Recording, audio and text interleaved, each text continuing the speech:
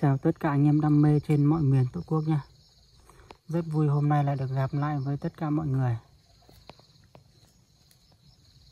Một lần nữa rất mong các bạn ủng hộ kênh YouTube của Gà Rừng Người Mông nhé. Các bạn đừng quên ấn like, đăng ký kênh ủng hộ mình nhé. Thì các bạn ơi, hôm nay mình sẽ đưa con gà F2 này của mình đi test thử nhé, xem nó có gái không nhé.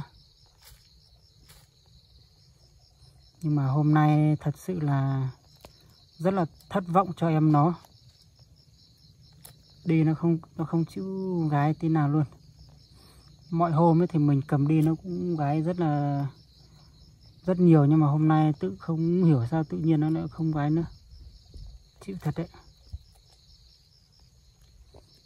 Kiểu này thì có nên nuôi nữa không các bạn?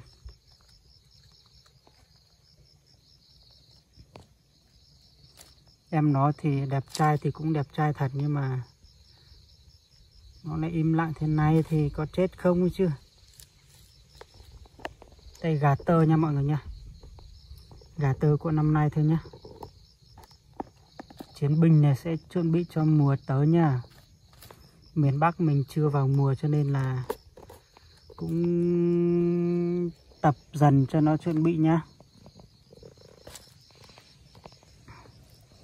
Đây nha mọi người nha. Đấy, gà tơ của mình này nha. Các bạn thấy chân có đẹp không? Đấy. Cựa của nó mới nhô nhô lên một tí thôi nhá. Đấy. Không chịu gái thế này thì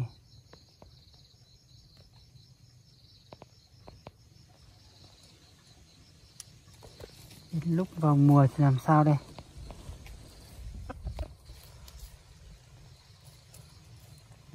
Hai cái đuôi dài kia nó rụng rồi nha mọi người nha.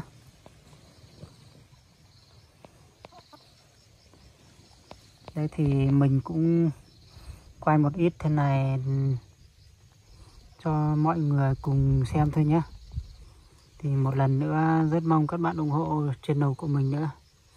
Và mình sẽ cố gắng ra những clip hoặc là những cái video để dài hơn cũng như là đẹp hơn cho mọi người cùng xem nhé. Thì clip của mình cũng đến đây thôi nhé. Thì rất mong các bạn ủng hộ mình. Và một lần nữa chúc cho tất cả anh em đam mê trên mọi miền Tổ quốc một mùa săn được nhiều buổi nha mọi người nhé. Thì hẹn gặp lại các bạn ở những video tiếp theo. Bye bye.